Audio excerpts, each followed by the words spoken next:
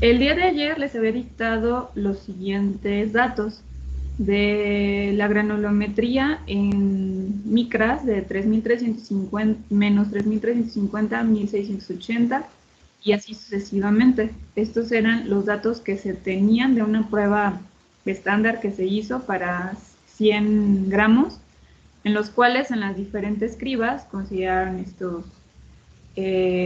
cada uno de estos pesos en gramos, ¿no? Aquí lo que había faltado el día de ayer de realizar para poder completar la curva granulométrica había sido considerar dos partes de lo que nosotros vamos a agregar que, sí, que de alguna manera también contribuyen en la distribución completa. ¿A qué voy con esto? En el caso de, si recuerdan, hasta ayer el ejercicio lo teníamos desde aquí para abajo. O sea, teníamos lo que había entrado lo que se había quedado en la abertura y que era de un tamaño arriba de 1.680 micras, que contabilizaba 28 gramos y por lo tanto, como son 100 gramos, 28.52% en el caso del porcentaje en peso, ¿no? ¿Cuál era una de las cosas para poder, son de las condiciones para poder trazar esta curva y determinar el punto en el 80, donde tenemos precisamente el tamaño que vamos a utilizar para nuestros ejercicios? Número uno, lo voy a poner aquí. El punto número uno, en el porcentaje de no retenido, o el que prácticamente el porcentaje que pasa de una u otra criba deberá empezar en 10, perdón, en 100. Si recuerdan, ayer la tabla empezaba desde el 71.47. Consideraba que se habían quedado 28 gramos en la criba más gruesa, en lo de hasta arriba, y que 71% de la muestra sí se había ido a pues prácticamente a las medias subsecuentes, ¿no?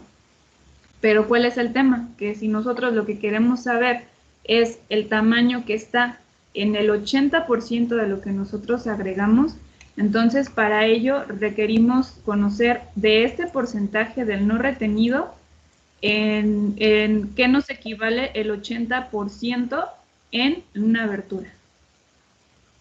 ¿Hasta aquí alguna duda? ¿Me regreso más? Díganme.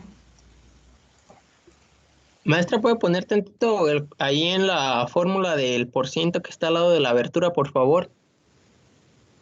¿Este o este? No, el que está abajo, abajo de total. Ah, Ándale, este. por favor. Ujú, Esta un es abajo la para. fórmula. Sí, de todos modos, ahorita vamos para allá. Les Es que vamos. yo, Ajá. bueno, ahorita checo cuál será mi error, es que puse algo, copié igual como estaba, pero a mí me da otros valores diferentes. Es que Déjame cambió la tabla. ver. Maestra, ¿Sí? un favor, ¿podría poner en cada una de las fórmulas un momentito para checar si tengo bien las fórmulas? Ok. Porque Bueno, también tengo un error y no sé en dónde.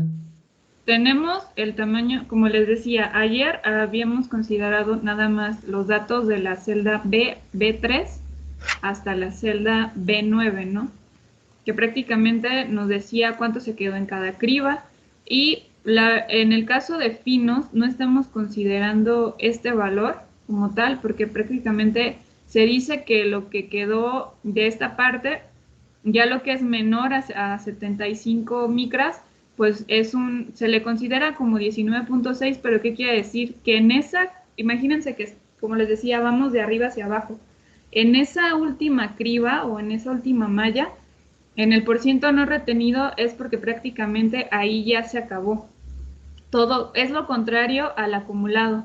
En el acumulado de todo lo que ustedes van a agregar, en la última, en la que siempre va a ser considerada como fino, su acumulado siempre tiene que ser 100.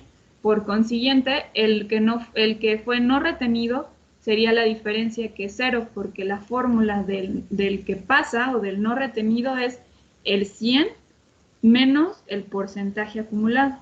Entonces, fíjense, en G consideramos el 100% de nuestra muestra menos el porcentaje que no se quedó. Aquí agregué una criba que prácticamente sería como todo lo que nunca se quedó, que esto que es mayor a 3,350. ¿Por qué? Porque como les comentaba hace un rato, para poder utilizar esta en nuestra gráfica, tenemos que empezar siempre de 100 a 0. Es prácticamente lo contrario al acumulado. En el acumulado tendríamos, a menos que en esta abertura hubiera un porcentaje menor, tenemos que empezar por el último que tenemos aquí, ¿no? Por ejemplo, aquí teníamos en el retenido, prácticamente lo que está aquí, pues casi fue 0.02, casi no se quedó nada, por eso empezamos de 100 y viceversa. Aquí tendríamos que empezar de 100 y terminar hasta en 0 de todo el material que van pasando. Entonces, en la siguiente... Maestra, Ajá. disculpe, la verdad no me resolvió. Le había pedido de favor que pusiera en cada una de las fórmulas nada más un clic y un segundo para ¿Pero verificar de que cuál? están bien. ¿En esta, peso? Sí, exactamente, en cada una. A ver, En las tres primeras no hay. En la E es donde empezamos a utilizar fórmulas. Le voy a dar F2 para que vean que se divide el peso entre el total de la muestra por 100.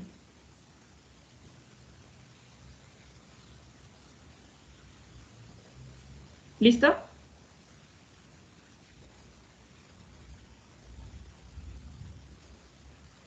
Ese es igual en todas. Maestro, disculpe, ¿qué valor utilizó para hacer la gráfica? Es que ese no lo alcancé a ver. En el eje X toman el valor de la abertura y en el eje Y toman el valor del no retenido. Ok, muchas gracias. Seleccionándolo. A ver. Maestra, Aquí están. ¿Sí? yo le quería preguntar si no había otra manera de hacer el procedimiento de cuando ya se hace lo de la ecuación. Lo que pasa que ni en el pasado ni en este me ha quedado pues el resultado. La forma, digamos que haciéndola con Excel es más fácil porque pues ahorita todos tienen acceso a su computadora y pueden utilizar Excel para calcularlo. El otro procedimiento sería utilizando unas hojas como las que les voy a mostrar. Esas son, no sé si en algún momento en su vida, porque ya no son muy comunes. Déjenme se las muestro. Utilizaron este tipo de hojas. Son de estas. ¿Me voy a acercar un poquito? ¿Sí las conocen? Sí, son las que usamos para comportamiento, para graficar las milimétricas. Ah, ok. Estas las pueden utilizar. En las milimétricas sería exactamente lo mismo. Por ejemplo, me voy a acercar un poquito. En el eje, ahí pueden graficar, en el eje X, los valores. Prácticamente lo que tienen que graficar es esto, la abertura. Colocarla en el eje X y el porcentaje de no retenido, colocarlo en el eje Y. Y ahí también es otra forma de hacerlo. Prácticamente ahí lo único que tendrían que hacer es que no haya valores o tomar en cuenta para que les dé todo el rango de valores. Porque si en este caso hacemos el ejercicio aquí, pues si nos damos hasta 3,350, pues estarlo utilizando bien, ¿no? La escala, para que todos los valores los puedan graficar en el eje X. Pero esta sería otra opción para hacerlo así. Sin embargo, pues por la facilidad con Excel, voy a regresarme un poco al ejercicio anterior si quieren para que vean cuál es la que se tomó.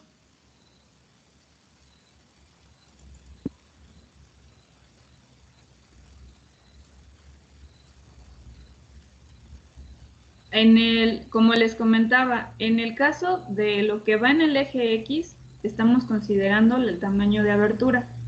Y tenemos que considerar también que el valor de la primera celda, bueno, más bien en la celda G, que es el no retenido, el primero sea, si no bien 100, lo más cercano a 100, y se vaya de 100 a 0. ¿Para qué? Porque así podemos asegurarnos que de aquí vamos a obtener ese valor del 80%.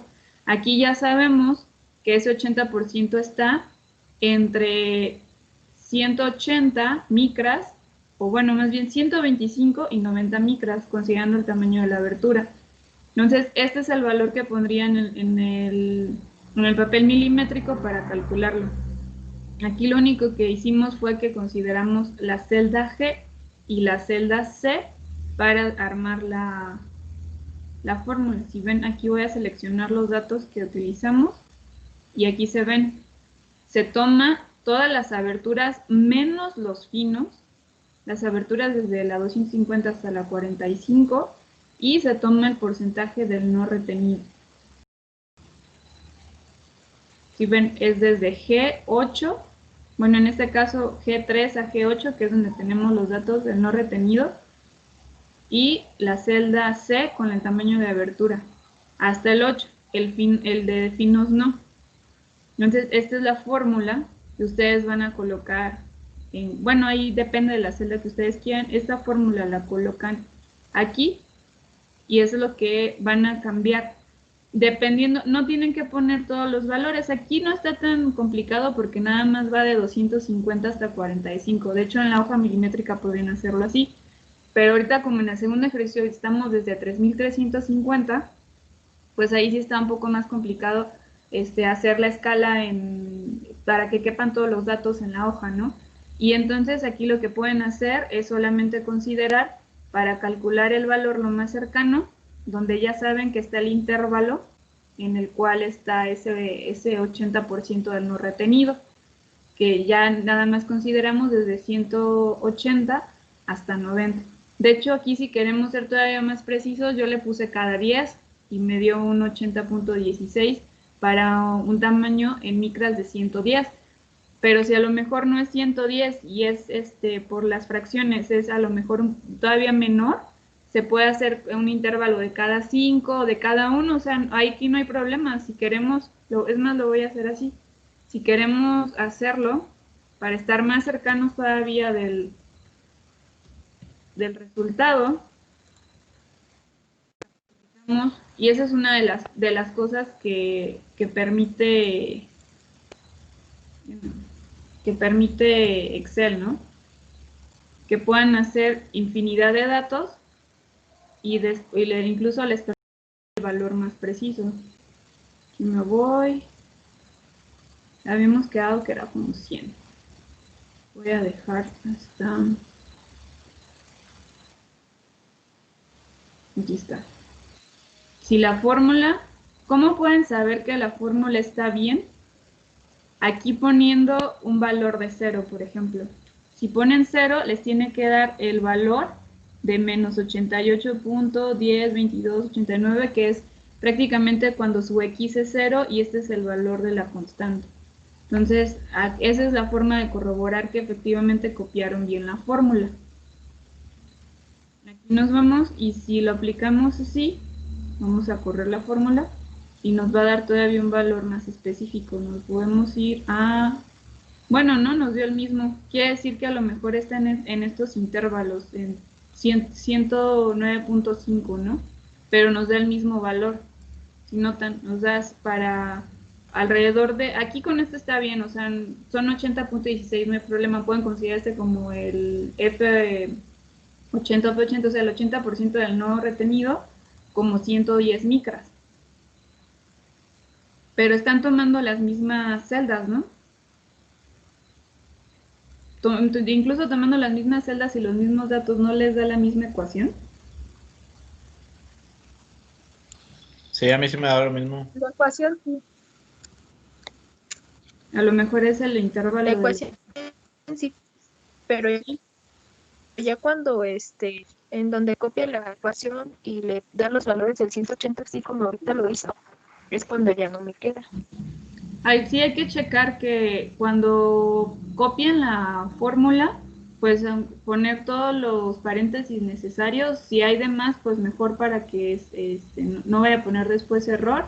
Y como nada más tiene hasta potencia 3, nada más le ponen que van a elevar el valor que ustedes vayan a dar de granulometría a la potencia 3, a la potencia 2, sin potencia nada más, y el valor, ¿no? Y también la otra que les comentaba, tomen al menos 10 decimales para que sea todavía más preciso el valor que van a calcular. Al final así, cuando les toque hacerlo en planta, pues así es como van a tenerlo que realizar, porque les digo, pueden hacerlo para comparar en las hojas milimétricas, pero pues también estarlo dibujando y haciendo todo el trazado, pues es mucho más fácil si lo trasladamos al Excel, ¿no? Quizá en Excel ya salvaron el mundo. No, pero sí es donde quiera lo van a utilizar, eso se los puedo asegurar. Entonces vamos a regresarnos al que estábamos haciendo el día de ayer.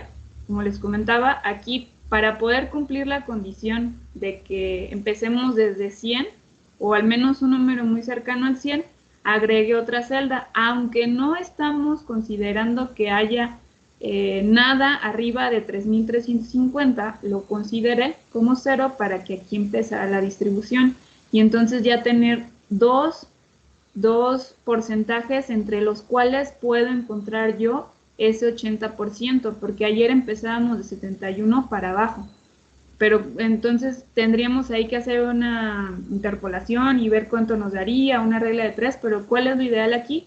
Que tengamos 2 puntos entre los cuales se encuentre el 80 para poder considerarlos y así empezar a tomar los datos que vamos a graficar aquí. Entonces, aquí me faltaba nada más, esta fórmula ya la vimos, el acumulado habíamos quedado que era la celda, aquí pues como es 0, es 0, aquí era lo primero que se había quedado en la primera malla, en la siguiente era la primera malla más la segunda, y así sucesivamente, ¿no? En la siguiente era el peso anterior más lo que sumamos de la malla actual, en la siguiente la anterior más la malla actual, igual la anterior más la malla actual, y todo esto nos tiene que sumar 100. Se los voy a poner aquí como la nota. Entonces les voy a compartir este Excel. El porcentaje de acumulado deberá sumar 100%. Si no, no están haciendo bien el cálculo de los pesos o no están haciendo bien el cálculo del acumulado. El porcentaje del no retenido deberá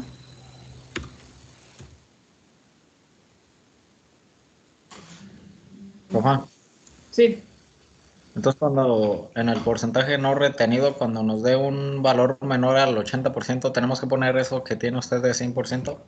Sí, porque tienen que empezar, si bien no del 100, lo más cercano al 100. Aunque aquí estemos considerando que no hay nada, o sea, prácticamente como no se quedó nada en esa malla, todo pasó, o sea, no, el porcentaje no retenido fue 100 porque todos los 100 gramos que pusimos pasaron a las siguientes mallas.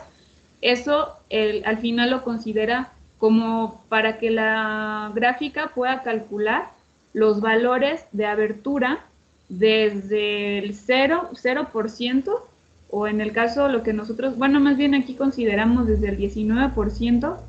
Recuérdense que los finos no los consideramos.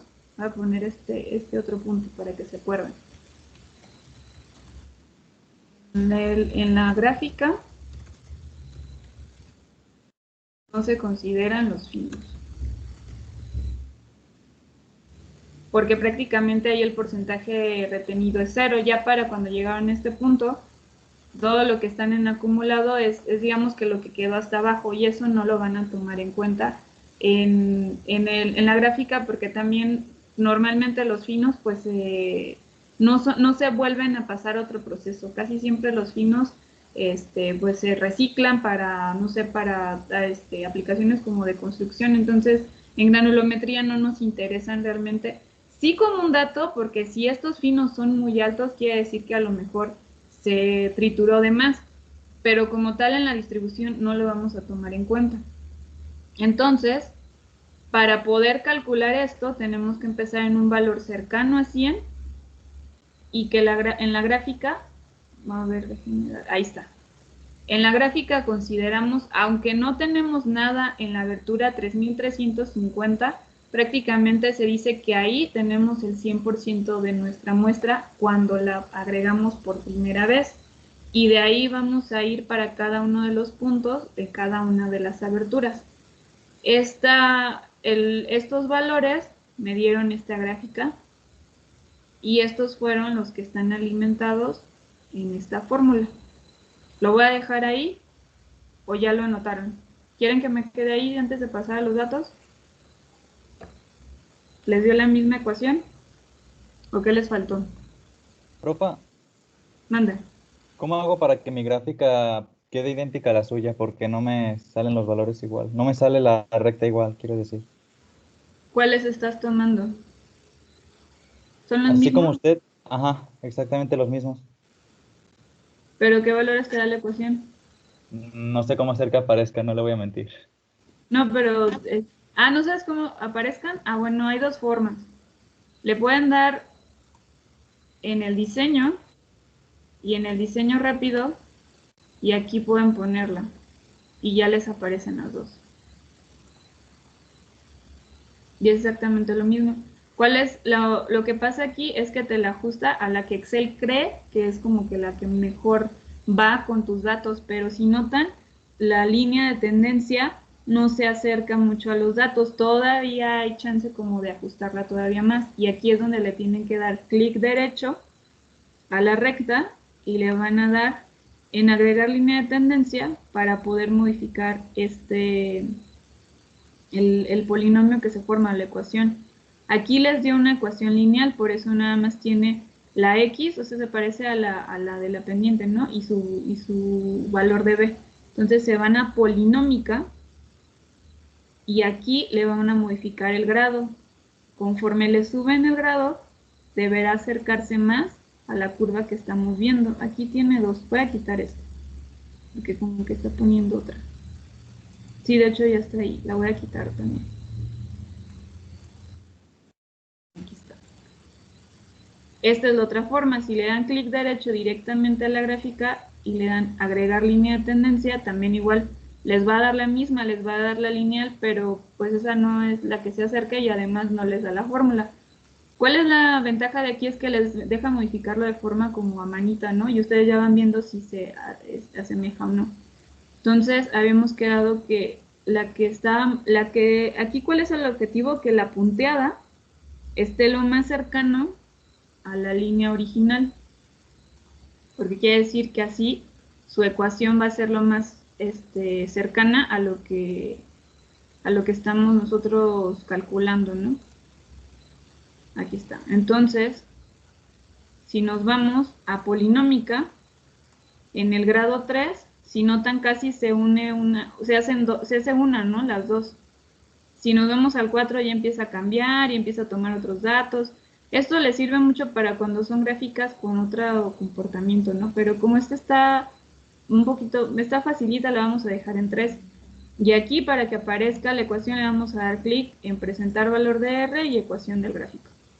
Pero les decía que hay que tomar al menos mínimo 10 decimales. Entonces cuando estemos en la fórmula le vamos a dar clic a formato de etiqueta de línea de tendencia y le vamos a cambiar a número y le vamos a poner 10 decimales. Y esta es la fórmula que vamos a copiar acá. De hecho, debe ser la misma. 17, 19, 33, 57. Es la misma. Esta la seleccionan. Van a copiar acá.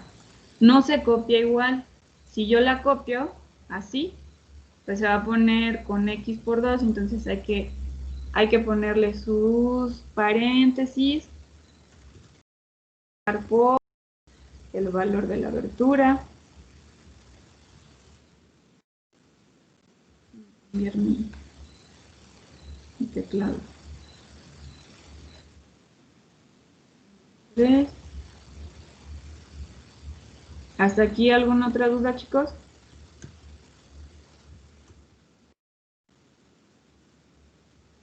Por B12 a la 2.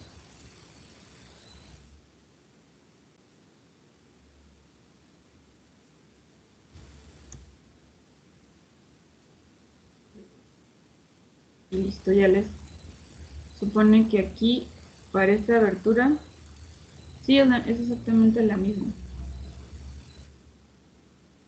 Dependiendo de qué tanto se acerque si ven aquí, el valor que a mí me resultó fue 2150 del tamaño de abertura. Si lo queremos hacer de forma gráfica, pues está en chino, porque además, acuérdense que la granulometría, voy a poner quinto punto, el eje X se configura en escala logarítmica. Si quieren utilizar las hojas milimétricas, pues ahí pueden no hacerlo así, pero necesitan estar, como les decía, en un rango que les permita, ¿no? Aquí, como ya lo pasamos a milimétrico, pues si decimos vamos a buscar dónde está nuestro 80, pues aquí ya está canijo, porque está entre 1000 y 10.000, ¿no? O sea, ¿cuál es el valor? Pues nada más está así, y es muy vago decir que está en este valor, pero con la ecuación nos permite dar un valor lo más cercano al 80%, o incluso si le bajamos aquí el rango, como les decía, y lo hacemos cada 25 o cada 10, podemos, no, aquí lo estoy haciendo cada 100 micras, porque la abertura es muy grande. Bueno, la diferencia de una entre otra, ¿no? Pero entre más chicos sean los intervalos de que van a utilizar aquí, pues más se acercan a este 80%. ¿Hasta aquí alguna otra duda?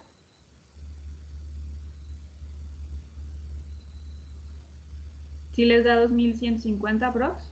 Inténtenlo con un intervalo más chico, al menos de cada 50 micras, para ver si se acerca más a ese 80%.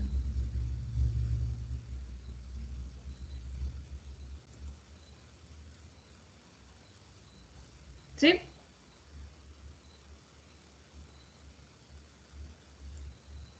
¿No hay dudas, chicos? ¿Siguen ahí?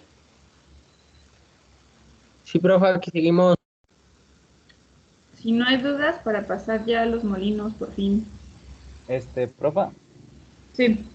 ahorita que se termina la clase, ¿no podría guiarme un poquito con esto de la gráfica ya para no comer más tiempo de la clase?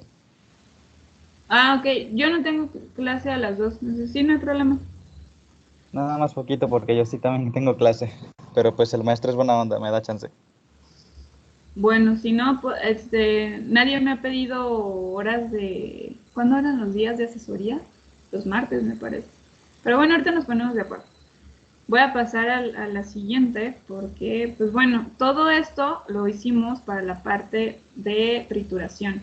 Pero acuérdense que después de la trituración también viene otro proceso, el cual es una molienda, en la cual, como les decía, ahora nos vamos a apoyar no solamente de quijadas o de conos o de lo que pueda pegar o fracturarse contra una pared, sino aquí en la molienda vamos a utilizar ya sea barras, bolas, incluso el mineral por sí mismo para poder triturar lo que nosotros estamos procesando ahí, ¿no? Aquí sí hay muchas diferencias en cuanto, ustedes ya lo van a ir viendo conforme vayan armando el cuadro de los diferentes tipos de trituradoras y molinos, pero en la molienda es donde más diferencia hay entre si se utilizan molinos de bolas o molinos de barras o autógenos para los diferentes materiales. Si bien en la trituración tomamos en cuenta si el material también como, si recuerdan, el índice de trabajo es característico de cada una de las menas, o sea, hay materiales que pueden estar en rangos similares, pero al final es un dato que es propio dependiendo si el mineral es muy duro o es muy dúctil. En la molienda todavía toma más en cuenta ese dato porque al final es una propiedad que va a estar afectando qué tan fácil va a ser molerlo, ¿no? Y sobre todo porque aquí ya estamos hablando de reducciones mucho mayores, ¿no? Aquí no me deja, permítanme, porque se ve, no se alcanza a ver, pero sí se ve la parte hasta aquí abajo donde dice reducción de tamaño. ¿O se ve mi barra de herramientas? No, se ve su barra, maestra. ¿Sí, verdad? Déjenme quitarlo, a ver si me lo permite. Aquí está.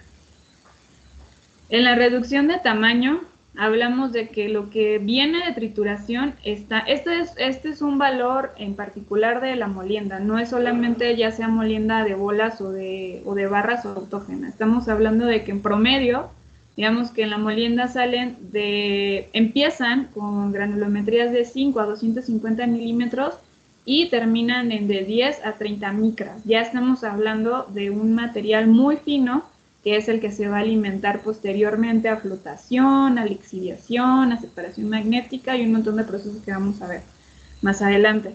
Pero ¿qué es lo que ocurre prácticamente en la molienda? Pues el mecanismo que utilizamos para moler, que prácticamente lo tenemos dentro de nuestro molino, se ayuda con el movimiento que se le da al mismo. En las trituradoras no hablamos, por ejemplo, de velocidades, hablábamos más de cuánto medía la partícula, el ART, pero no considerábamos, e incluso la energía, ¿no? Para operar como tal el equipo, pero no hablábamos de a lo mejor ahí la velocidad a la cual tendría que girar, porque los molinos siempre giran. ¿Por qué? Porque ese movimiento de giro es el que ayuda a generar una fuerza suficiente para que puedan tener oportunidad las partículas de chocar con el medio de molienda que estamos utilizando, ¿no? Entonces vamos a tener siempre tanto nuestra carga de cuerpo de trituración, es decir, lo que viene del proceso anterior, y vamos a cargar el medio de molienda, que son las bolas, las barras o el mismo material. Siempre, siempre, siempre vamos a pasar de trituración a molienda. Nunca va a ser una situación diferente, ¿no? Porque tiene que tener también un tamaño característico para poderlo moler en cualquiera de los molinos que están disponibles, ¿no?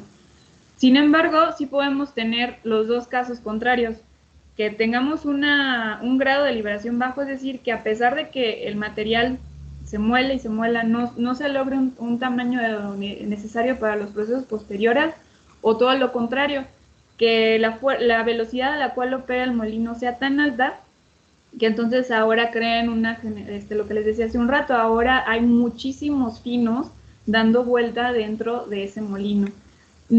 Ahora sí que aquí no es ni muy, muy, ni tan, ¿no? O sea, si no tienen el tamaño como para poderlo pasar a otros procesos, van a necesitar volver a molerlo, volver a pasarlo y hacer como un reproceso, ¿no? Pero si también le hacen llegan a una sobremolienda, tienen una cantidad de finos, pues ese material ahí sí está todavía un poco más complicado, porque ese ya no se puede utilizar ni siquiera para los procesos posteriores. Si la molienda es gruesa, pues se regresan, pero muy, muy finito, pues prácticamente hablando ya de finos, el tema ahí es que van a tener problemas para separarlos posteriormente. Cualquier cosa que vaya a hacer, ya sea que pasen un imán encima o que utilicen flotación, también si son partículas muy pequeñas, el proceso no se lleva de forma adecuada. Por eso, para la molienda, volvemos a hablar del área superficial, ¿no? Sí necesitamos una área que nos permita que el mineral como tal reaccione, porque vamos a ver, por ejemplo, en flotación, que necesita tener un área en donde se va a adherir la burbuja de aire y los va a llevar hasta una superficie, pero esa área superficial la vamos a determinar parecido a como se hacía en trituración, a partir del tamaño inicial, la cantidad de material que se agrega, el tipo de movimiento de molienda y el espacio entre el material y el medio de molienda. El tamaño inicial está fácil. O sea, ¿qué quiere decir? Que si agregamos material muy grueso, pues quiere decir que el área superficial no va a ser la suficiente para que ocurran todos los mecanismos de trituración y molienda y que podamos tener, digamos que mucho más pequeño, no fino, más pequeño el material. Pero ¿cómo creen que afecta la cantidad de material que se agregue a un molino?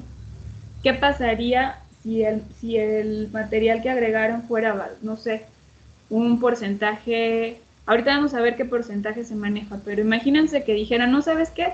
Hay que moler un montón, llena ese molino. ¿Cómo le harían? ¿Qué pasa cuando cargan bastante su licuadora para hacerse un smoothie o algo así? ¿Sí se muele bien? No. No. No, hasta se derrama, en el peor de los casos.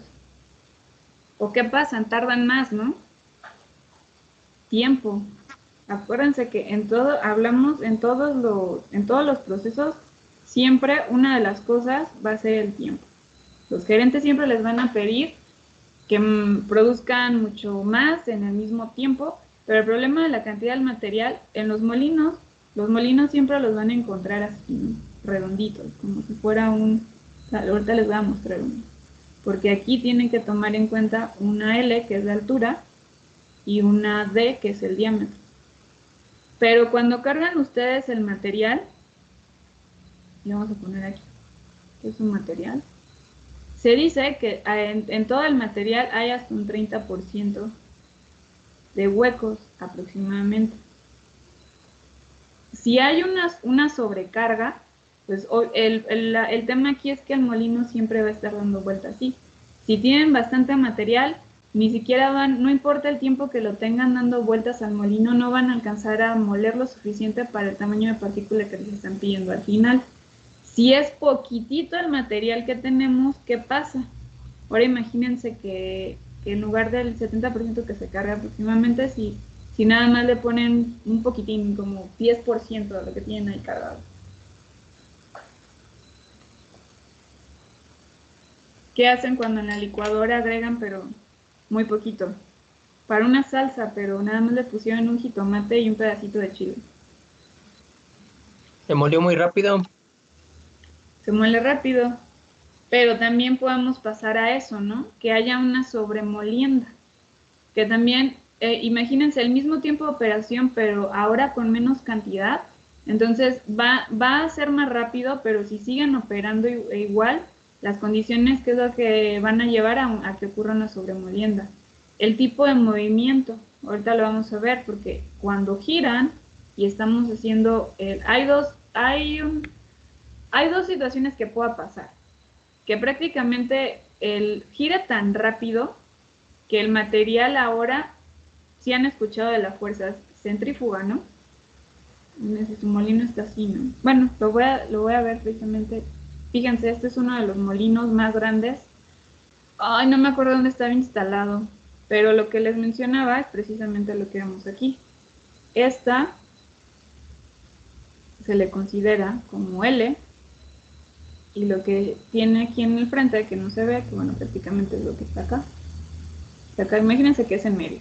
De acá para acá es el diámetro. ¿Cuántos metros le calculan? Imagínense que esta es una persona promedio que les gustan unos 65. ¿Cuántas personitas hay aquí? ¿Cuánto le calculan? ¿Quién da más de diámetro? Yo digo unos 100 metros. Unos 100. yo digo que son como unos 15. Unos 15. No. Sí, yo Entre también. 15 y 20. Mira, aquí creo que está una persona. Miren, aquí está. Fíjense, si una persona es más o menos como por aquí. 1, 2, 3, 4, 5, 6. Esto no solo mide la sombra y la diagonal y le digo cuánto mide de altura en la primaria. Ok. Estos datos, bueno, te los paso, Gabriel, porque no los tengo, pero prácticamente esto hace la diferencia entre uno y otro molino, ¿no? Hay molinos como este, según yo, la L es muy cercana al diámetro, ¿no? Pareciera, ¿no? Como que L entre D les da más o menos 1, ¿no? Hay algunas donde L entre D les da menor de 1 y otras donde la longitud en 3D les da mayor que 1. Estos se consideran como cortos. ¿Qué quiere decir? Que prácticamente aquí se toparían a lo mejor con uno como de este tipo. Es muy largo y el diámetro es muy corto. En el caso de que sea muy similar, pues que es prácticamente 1, el diámetro es igual a la longitud, y cuando es mayor que 1, quiere decir que entonces estamos hablando, bueno, más bien aquí es al revés. Estos, cuando es menor de 1, este sí es muy largo, este es al revés. Este quiere decir que el diámetro es muy grande y la longitud es muy pequeña. Digamos que en lugar de estar aquí, estaríamos como por aquí. Entonces, en este caso, ¿cuáles son los que se utilizan? Depende mucho del material que se va a procesar y sobre todo de lo que se va a agregar aquí. Cuando estamos hablando de cortos, probablemente estamos hablando de bolas que se agregan en el material. Si son largos, estamos hablando de algunos en los cuales tenemos las barras que vamos a utilizar, ¿no? Pero depende también, una de las cosas que vamos a calcular es que no todos los materiales se pueden triturar a la misma velocidad. Depende del material que se esté utilizando, del material que sea de las bolas o de las barras que se van a utilizar para moler, y también de la especificación que requerimos para el tamaño de la partícula final. Entonces, les hablaba, bueno, esto ya lo vimos en el tiempo, precisamente cuando se está triturando, perdón, cuando se está moliendo, estamos hablando de tres principales fenómenos que ocurren. Para empezar, el impacto. ¿Qué es lo que pasa? Ya sea que una bola choca contra el material o material contra material, y eso es lo que hace que empiece a fracturarse, ¿no? Pero también hay tanto movimiento que ocurre dentro de nuestro molino que podemos hablar de abrasión, el roce, el simple roce al momento de pegar, no de pegar e impactar, sino estar una contra otra partícula del mismo material, va a hacer que esta abrasión también fracture al material, sobre todo en las zonas donde hay mucho material, que es en la zona de abrasión.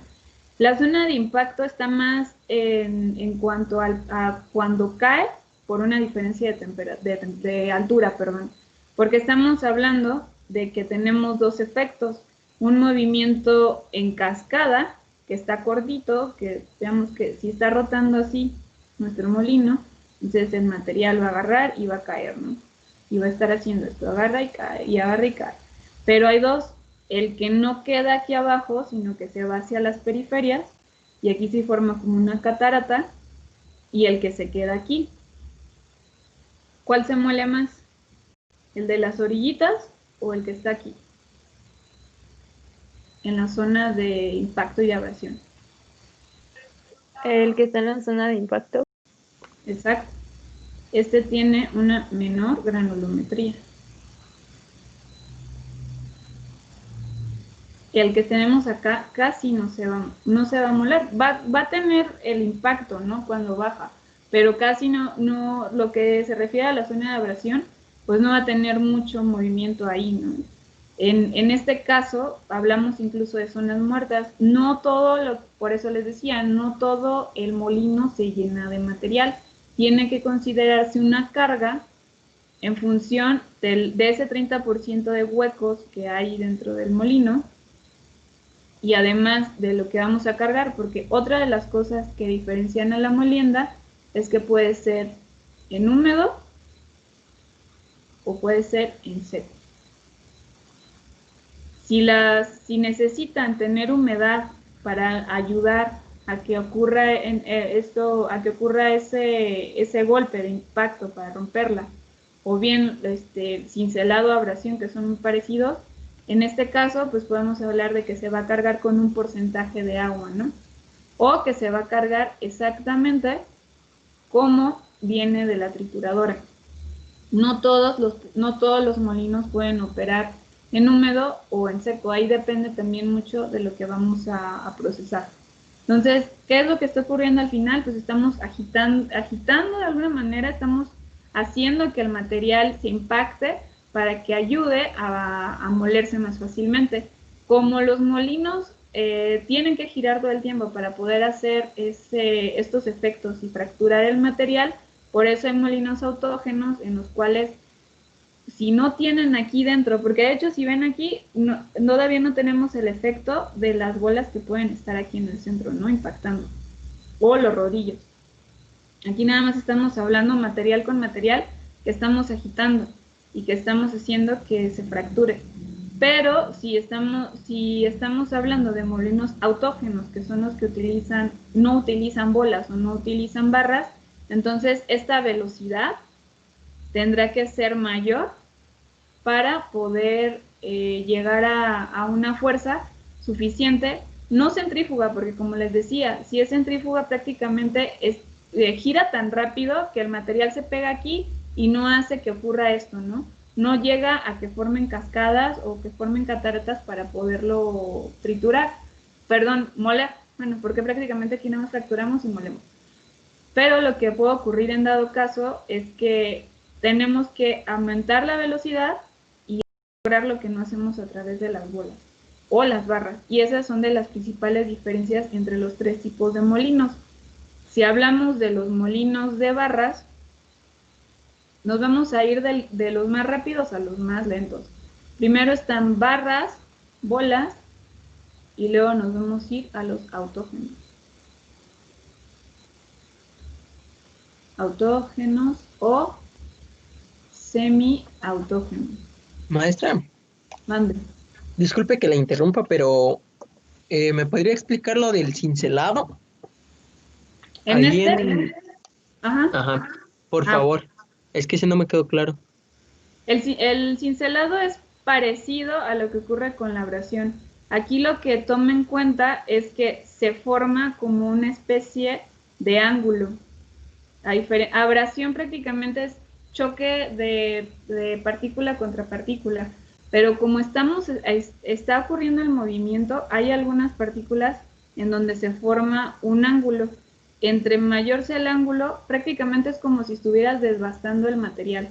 No sé si ustedes tomaron algún curso de los que dan en primer semestre, Introducción a la Ciencia y Ingeniería de los Materiales. Sí, uno de metalografía, allí desbastamos un acero 1018. Ah, muy bien. Cuando hacen el desbaste, la forma en la que ustedes colocan la partícula afecta el plano que se va a formar. De hecho, no sé si, por ejemplo, en ese caso Marco les dijo, no, si ustedes hacen el desbaste, pero la pieza no está completamente plana, sino la hacen en un ángulo, ese ángulo puede hacer que se formen planos y entonces la superficie les va a quedar chueca, ¿no? Se va a ver, bueno, aquí le estoy exagerando, ¿no? Pero se forman planos. El cincelado es lo mismo. Ocurren, o bueno, vamos a tomarlo para que quede un poco más claro eso. No lo vamos a tomar de aquí porque prácticamente ocurren. Imagínense que este es su referencia. Cuando hablamos de cincelado, estamos tomando un valor, un ángulo, puede ser y este ángulo hace que haya desprendimiento de material, lo que en este caso a nosotros nos lleva a la fractura.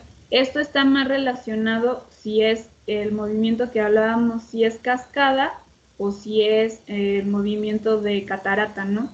Si tenemos ángulos muy grandes aquí, ¿qué quiere decir? Que vamos a tener cortes sobre la partícula, si pensamos que idealmente es redondita, entonces entre más ángulos haya, pues más va a ser el corte que vamos a realizar. Va a ser irregular, pero lo que vamos a lograr es que se fracture más fácilmente.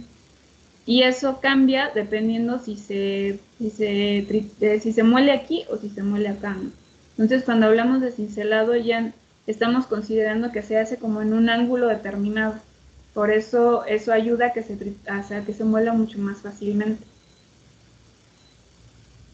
Entonces, les comentaba eso porque una de las cosas que siempre les dicen cuando preparen probetas es que se tienen que preparar completamente planas, porque el tema ahí es que si empiezan a hacerlo con la misma mano empieza a formar como un ángulo, entonces van a recargarse sobre sobre una zona en particular y van a desbastar bastante, ¿no? Y entonces cuando la coloquen en el microscopio, pues no la van a ver adecuada. Si eso lo transportamos, digamos que a lo que ocurre dentro del molino, en la parte donde hay mucho más movimiento, en la zona de impacto, porque aquí prácticamente tendríamos los tres, lo que se genera por el roce, que es abrasión, lo que se genera por el impacto, que es al momento de que cae la partícula y pega contra los bordes del molino, y el cincelado, que es al momento de caer y que se forme un ángulo, ¿no? Ya sea que sea como catarata o que sea como, no, al revés, que sea como catarata o como cascada aquí. Entonces, una partícula que pueda tener estos tres están dentro de esta zona, ¿no? Y aquí es donde sabemos si se estructura más o se estructura menos. ¿Sí quedó claro o te confundí más? Sí, quedó, maestra, gracias. No, de nada. Y déjenme ver cuánto más nos falta, si no para seguirle mañana. Sí, bueno. ¿Qué tanto se tiene que el molino girar? La velocidad crítica a la cual va a operar varía en función del... No es lo mismo la velocidad crítica a la velocidad de trabajo. Esta es la velocidad de trabajo. No operan a la velocidad crítica. ¿A qué voy con esto? Esto que vamos a calcular el día de mañana para un molino en particular es siempre función ya sea del radio o puede ser, ya sea del diámetro o puede ser función del radio. ¿Qué quiere decir? Que para poder calcular a la velocidad a la que va a estar girando en el caso de los molinos de bolas, necesitamos conocer qué tan grande es ese molino para saber entonces a la velocidad a la cual va a estar girando. Cuando opera, no va a estar a toda la capacidad, va a operar a 0.75 de esa velocidad crítica, para el caso de los molinos en los cuales tenemos bolas.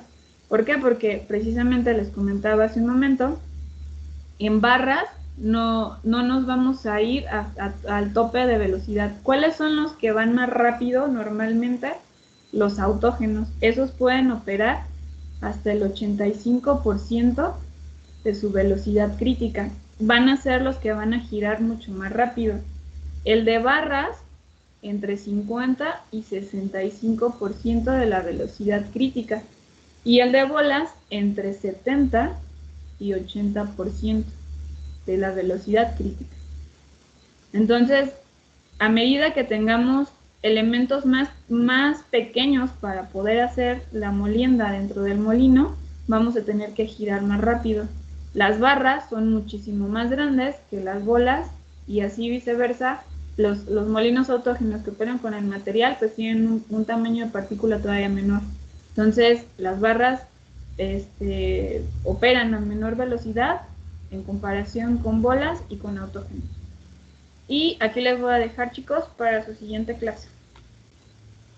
Nos vemos mañana a las 11, después del círculo de estudios. Ahorita les voy a mandar, bueno, no, entren a la clase de esta hora para la clase de mañana. Aquí nos vemos para no hacer otra reunión. Ahora pues maestra, está bien. Yo le quería comentar algo. Ayer subió algo que teníamos que entrar a una reunión.